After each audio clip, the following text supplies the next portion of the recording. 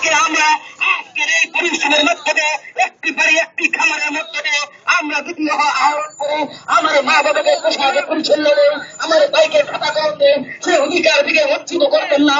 মাননীয় মাননীয় প্রধানমন্ত্রীর কাছে আমার আকুল আবেদন, আজকে সুবিচারকে আপনি দেখো আমরা না বিষয় করি না আমাদের কিছু না আমরা আমাদের আমাদের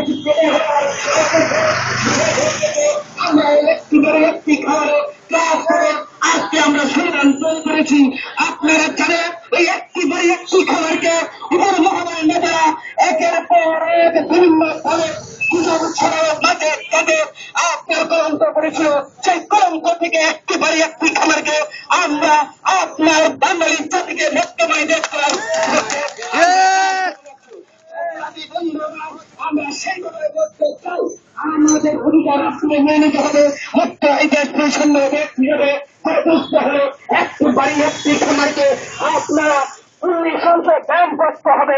আমাদের প্রাণের দাবি, আমাদের মনের দাবি, আমাদেরকে আপনারা অপেক্ষাই করবেন না। সে আশা রেখে সে ভরসা রেখে আমার বক্তব্য এখানে শেষ করলাম।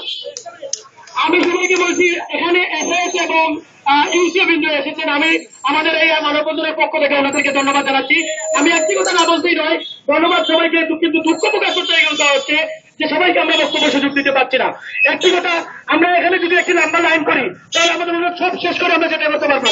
প্লিজ আমরা একজন করে একটা সারিটা তৈরি করি এবং এটার মাধ্যমেই আমাদের আজকের মানববন্ধন যে উদ্দেশ্য সেটাই বাস্তবায়িত হবে। আমরা প্রচারেই প্রসার প্লিজ আমরা সবাই হাতে ধরে একটা লাইন লম্বা করি। আমরা বক্তব্য দেওয়ার জন্য আসিনি, আমরা